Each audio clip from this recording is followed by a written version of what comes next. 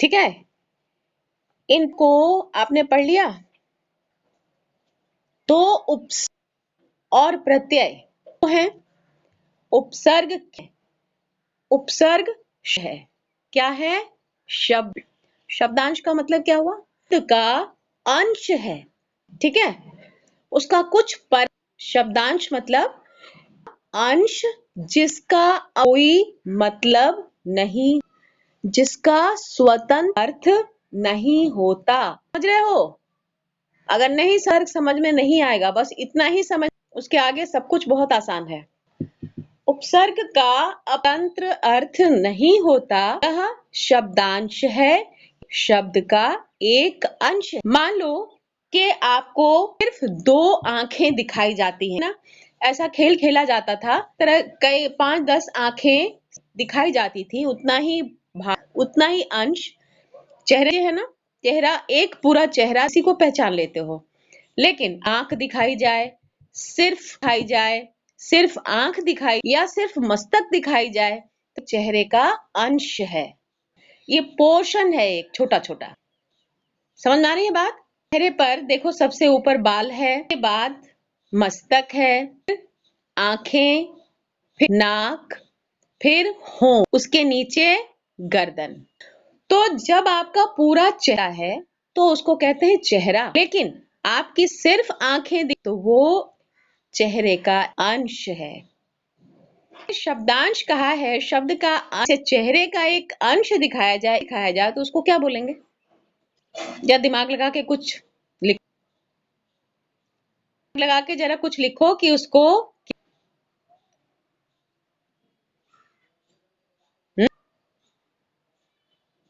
बताओ। अंग नहीं कहेंगे बेटा, अंश हुआ ना हनी कुमारी, शब्दांश शब्द का एक अंश, तो चेहरांश नहीं कहेंगे, चेहरे का एक, ठीक है। आंख को देखकर पहचान कठिन है, पूरा चेहरा देख, आंख के साथ चेहरे का देंगे तो एक चेहरा, मान ला दिव्य प्रकाश का है, किंजल का है, गौरी का है, ये पहचान में आएगा। तो इसी प्रकार उपसर्ग जो मूल शब्द, अब इस बात को, मूल शब्द प्रेम, कुशल, भव, स्पर्धा, के नीचे अंडरलाइन करो तो जल्दी से, सिर्फ उतना ही अंडरलाइन करना, रेखांकित करो, प्रेम, भव, स्पर्धा, हो गया। उसके पहले आप और प्रेम के एक आकार, जैसे पूर्ण विराम लगाते हैं वैसे बना दो, ठीक है, उसको अलग कर, बन गया। उपसर्ग है उसके बाद आप एक खड़ी रेखा बना दीजिए, दोनों में अंतर आ गया। अब आपको समझ में आया? मूल कहेंगे किसको? जोग के बिना भी अपना रहा है, बता रहा है ना, जो उपसर्ग के बिना भी अपना रहा है उसको कहेंगे मूल। आप जब प्रत्यय पढ़ोगे ना बच्चों, हम ठीक यही बात होगी, लेकिन एक बड़ा अंतर कि जो हम यहाँ मूल पहले जोड़ रहे हैं वो प्रत्यय में शब्द के बाद जोड़ेंगे, नहीं होगा। तो चलो में आया,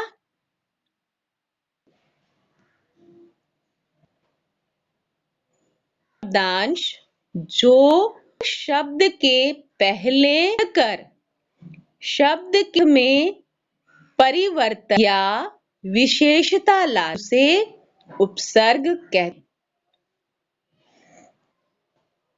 ठीक है। रफ कॉपी लेकर बैठना चाहिए, समझने नहीं चाहिए, और नहीं तो किताब हरी जगह होती है वहां लिखते जाना चाहिए। अब जैसे पाठ 13 अनोखी दौड़ के ऊपर बहुत सारा जगह है, तो आप जो समझा आप नोट कर लीजिए, जब आप पढ़ने वाली चीजें आपको एक ही स्थान पर अच्छा विद्यार्थी काम करता है, क्योंकि एक किताब में आपका बहुत समय भी बर्बाद होता है, पढ़ते समय सारी चीजें एक साथ आपको दी हैं। तो जो शब्दांश शब्द से पहले आकर पहले जुड़ शब्द के अर्थ में परिवर्तन अथवा ला दे उसे कहते हैं।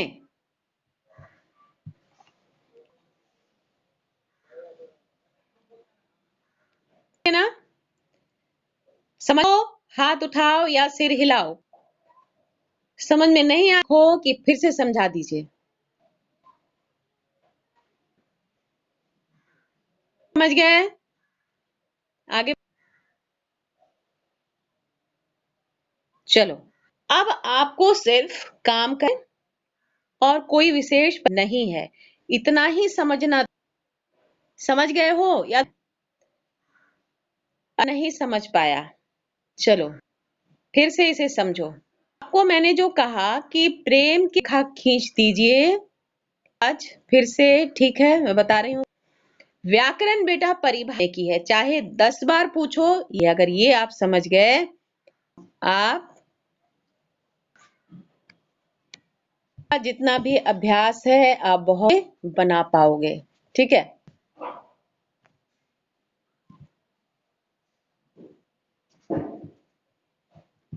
किसी को कोई प्रॉब्लम आ रही है क्या? सभी कनेक्ट हो ना?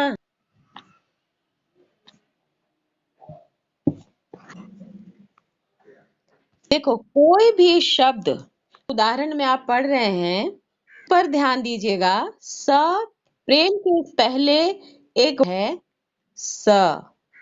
का अपना कोई अर्थ नहीं है, लेकिन प्रेम के साथ जुड़ गया, उसका एक अर्थ बन गया, कहेंगे साथ। तो प्रेम का अपने स्नेह की भावना प्रेम अर्थ है, लेकिन के साथ जुड़ने के बाद उस हो गया प्रेम के साथ। ठीक है। यहाँ सकुशल है, कुशलता तो भी वाक्य गलत, लेकिन आपकी सौंदर्य भी होना चाहिए। इसलिए अगर आप लिखते हैं सकुशल हैं, मतलब हम यहाँ कुशल हैं, कुशल पूर्वक, कुशलता पूर्वक हैं। संभव का अर्थ है संसार। समझा? तो उसका अर्थ हो गया यानी कि किया जाने वाला। का विलोम हम करेंगे असम। ठीक है। अब है उपलक्ष्य।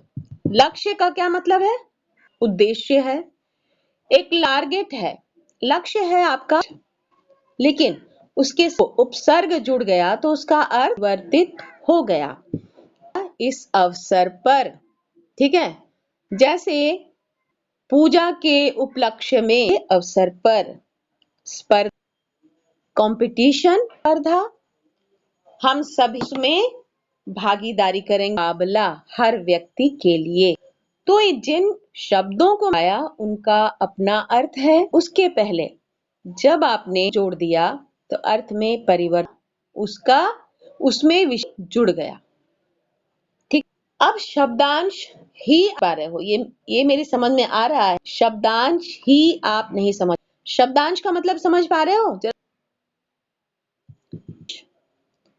समझ पा रहे हो? कि समझ में नहीं आ रहा है वही लिखना, बाकी शब्दांश का मतलब किसी को ना समझ में आया हो तो ही। दिव्य प्रकाश शब्द ठीक है, यानी कि अब बस करो। शब्द का अंश मतलब का अपना कोई अर्थ होगा। हिंदी में लिखो तेज, हिंदी में लिखो। शब्द का अर्थ जो है उसका अपना कोई अर्थ नहीं, लेकिन जब वह के सार्थक शब्द के साथ तो उसके अर्थ में परिवर्तन भी अर्थ उसमें बना लेगा। तो अंश जो शब्द के पहले जुड़कर शब्द में या देते हैं उन्हें उपसर्ग हैं। आ गई समझ में बात? इसको याद कर, व्याकरण की परिभाषा याद करने के साथ साथ याद करना भी है। और एक बात ध्यान में रखना है, आपने जो व्याकरण पढ़े उसको 6 में भूलना, 6 में जो पढ़ रहे हैं उसको 7 में भूलना नहीं है, 9 में, 10 में, कहीं भी नहीं। समझ गए? ये व्याकरण जो होते के फार्मूले के समान होते हैं, सूत्र हैं ये आपको देंगे तो आपकी भाषा बहुत अच्छी होगी और कहीं कोई दिक्कत नहीं आएगी। व्याकरण के ये हैं, ये स्तंभ हैं, ये सब कुछ जो आप पढ़ रहे हो, जो 5 में पढ़े हो, ये सब बेस है, आधार है। ये सब को कभी नहीं भूलना है, ये लाइफ टाइम जरूरी है। आप आगे जाके हिंदी पढ़े नहीं पता, लेकिन हिंदी समझोगे ही। कल को तुम्हें अपने पड़ेगा तो तुम भूल जाओगे तो कैसे पढ़ाओगे? समझ आई बात? जब तुम्हारे तो ऋचा मैम तुम्हारे साथ नहीं होंगी, पूछोगे। व्याकरण कभी भी हो उसको मत भूलो। क्लास में वो थोड़ा और आपके सामने आएगा, लेकिन आएगा, समझे? आप 7 मार्क प्रत्यय फिर पढ़ोगे आप। तो अगर ठीक से समझे हुए हो ना, अगर व्याकरण में ठीक से समझ लो और उसको याद, तो आगे के किसी भी क्लास में इस पुस्तक के लिए आपको कोई कट नहीं होगी, क्योंकि यही सब आगे भी आपको पढ़नी है। आपको जो मैंने रिवीजन किया है उसमें याद करके लिख के चाहिए। आप तो कर रहे हो, कुछ नहीं कर रहे हो आप लोग। बिगड़ेगा तो आपकी गलती होगी, मेरी नहीं होगी, समझ लेना। यहाँ तक आप समझ गए होंगे। अब अभ्यास शुरू करते हैं बनाना, ठीक है? ऊपर दिए वाले शब्दों को अलग अलग कर सप्रेम क्या लिखा जाएगा? सप्रेम। फटाफट लिखते जाओ, मेरी सुनते जाओ, लिखते जाओ। जोड़ बीच में बनाया हुआ है, नहीं बोलेंगे। ये जो हिंदी अंग्रेजी का कचरा नहीं करना चाहिए। अंग्रेजी की क्लास में कभी भी हिंदी नहीं बोलते हो, कुछ नहीं लिखते होगे वहां, इसलिए यहाँ भी नहीं लिखना है। ये कौन लिखा है? गौरी। क्या? सप्रेम। पहले स लिख दीजिए दूसरे कॉलम में, जैसे लिखा हुआ है ठीक वैसे ही, केवल उपसर्ग अलग करना है अपनी तरफ से कुछ। सकुशल। सकुशल। सम जोड़ नीचे हलंत लगा हुआ है, इसका मतलब है ये अनुस्वार है। संभव। उपजोड़ लक्ष्य। जोड़ स्पर्धा। शुभ रहे हो, बैठे हुए हो? बैठने से काम नहीं चलने वाला है। पढ़ते नजर आओ, मुझे चेहरा देख के समझ में आ रहा है कि पर 2 में चलें और जोड़कर नए शब्द बनाइए। आपने अलग करके लिखा था, अब एक करके लिख देना है। भिन्न जोड़ बीच से हटा दी, रिक्त स्थान की जगह पर लिखिए अभाव, असमान, अपर्याप्त। सारा लिखिए, बैठना नहीं है। सानवी राज लिख नहीं रही हो?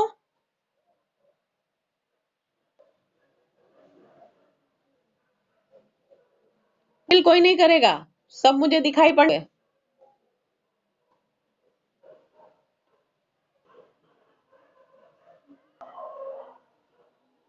अनिका सिंह, आराधना, तुम लोग क्यों है भाई? लिख लिया सबने? अभिन्न, अभाव, समान, अदृश्य, पर्याप्त। अब नीचे देखिए प्रश्न 3, आगे बढ़े। चलो, नीचे दिए गए पहले निर अथवा वी उपसर्ग लग बनाएं। तीनों को जरा रेखांकित करिए। निर, वी। सभी। अब देखो आपके सामने जो रखा हुआ है ना, ये मूल शब्द है। अब इसमें जोड़ना है। बात है, आपको असल में काम हो रहा है, जो किया गया है उसके अनुसार काम यहीं पर भी तक आपको उदाहरण दिया गया था किस तरह। अब देश डालोगे, देश में क्या? विदेश। गौरी, वी लिखो। उपसर्ग के कॉलम में देश के पहले जो जोड़ है उसमें, और देश के बाद वाले कॉलम में लिखो देश। व में छोड़ेगी विदेश। कन्या, कन्या में क्या लगेगा? हनी, ठीक। सुकन्या।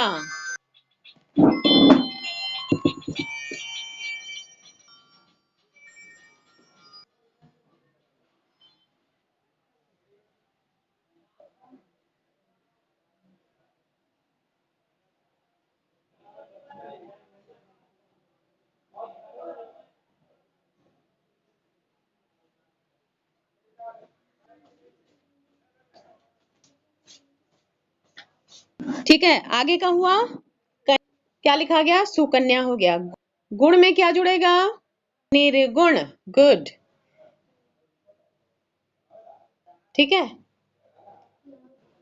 र के नीचे हलंत लगेगा, ये तो आपके उदाहरण में दिया हुआ है। बाद जब आप बनाएंगे तो पर रेफ लगाइए या फिर हलंत लगाइए, तभी वो निर्गुण बने। ग गाइएगा। चलो लिखो तो, कोई कैसे लिखते हैं? निर्गुण कैसे लिखा होता है? सुपुत्र में कहा गुण पूछ रही हूँ। हाँ गुड, अंश है। रेफ लगाइएगा, निर्गुण। पुत्र में क्या जोड़ेंगे? पुत्र, पुत्र। ठीक है। अब है योग। योग में जुड़ेगा वियोग, जुड़ेगा निर्मम। ठीक है, जैसे वैसे ही निर्मम है। इतना हो गया, आगे बढ़े। अब सारा बहुत आसान है, तुम बहुत अच्छे से बना पाओ। नीचे दिए गए उपसर्ग व शब्दों को शब्द बनाइए। पहला अज्ञान। मेरी आवाज सुन पा रहे हो? मेरी आवाज आ रही है आपको? ओके। अज्ञान, अनुरूप, अवगुण, अपमान, कार, दुबला, देश, पराजय, ईमान। लिखो तो फटाफट, 1 मिनट लिए बिना। 10 है, 10 सेकंड में लिख डालो, 10 सेकंड में लिख डालो।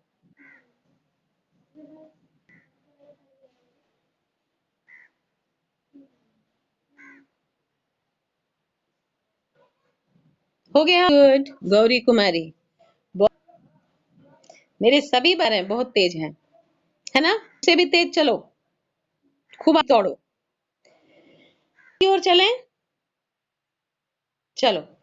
नीचे दिए गए से उपसर्ग और मूल करके लिखिए। एक आसान तरीका उसका हम सीख लें। पहले हम शब्दों पर चले जाएं। शब्दों में जैसे मैंने वाले प्रश्न में आपको कहा था कि उप खड़ी रेखा बना दो। वी के बाद एक रेखा, वी एक रेखा खींच दो। प्रभाव रेखा। दुर्गुण, यहाँ पर दू खींचो लेकिन वहां र लिखना पड़ा। अभिमान में अभी के बाद रेखा खींचो। अनजान में बाद रेखा खींचो और प्रवेश के बाद रेखा खींचो। हो गया? दुर्गुण, दुर जाया है ना? बना हुआ ही कहीं पर दुर्गुण। हाँ नहीं, निर्गुण। जैसे निर्गुण को बनाया गया ही दुर्गुण बनाओ। हो गया, वेरी गुड, तालियां तुम्हारे लिए। Very good Anshika, very good, clapping for you, very nice, बहुत अच्छा हनी, बहुत बढ़िया। चलो आगे बढ़े। Question number 6। नीचे खंड क में गए हैं और खंड ख में उनके समय शब्द दिए गए हैं। शब्दों को उनके वाले शब्दों से मिलाइए। आप स्केल लेके बनाइएगा, बड़ी लकीर मत खींचिएगा वरना गंदा लगेगा। जब अपना चेहरा, अपनी पर्सनालिटी बना के रखना चाहते हैं, वैसे ही किताब भी खूब सुंदर काम हुई हो। ठीक है, नहीं करना चाहिए। कोई आपको खोलकर देखेगा तो समझ जाएगा भाव, आपका रख रखाव, विचार कैसे हैं। इसलिए आप अपनी किताब को तरीके से रखिए। काम बहुत हो लेकिन सुंदर तरीके से, ना कि खाली किताब हमने रख दिया, वो नहीं। आजाद कहाँ जाएगा? स्वतंत्र। चलो आगे बढ़ो। दिव्य प्रकाश नंबर 6 में चल रहे हैं। Very good. क्या हो गया? 6 हो गया। आजाद, स्वतंत्र, खजाना, संपत्ति, तोहफा, उपहार, शामिल, गुलामी, दास। Gauri class 6, very good, clapping. बहुत बहुत बढ़िया बच्चों, समय में बहुत अच्छा, वेरी गुड। अंशिका भी हो गया। किसका? चलो मत भागो, मेरे से आगे मत भागो। अभी दिए गए शब्दों के वचन बदलिए। झाड़ी, झाड़ी, ड़ में छोटी की, ठीक है, बड़ी माता। ड़ में छोटी का झाड़ियां। अब बताओ कि कौन कौन सी अक्षर है झ, उसमें लगा हुआ है स्वर वर्ण आकार। ड़ में छोटी की है, य के ऊपर है अनुनासिक या आ स्वर से। आप किसी शब्द को लिखते हो तो ये सब भी ध्यान में रखना है कि हम किन किन माला से हम क्या क्या लेकर लिख रहे हैं। स्वर वर्णों की सहायता हम आकार प्रकार से ले रहे हैं। मशालें, ध्यान से मत लिखिएगा, मशालें। रुपया रुपए, दरवाजा दरवाजा। हो गया, वेरी गुड।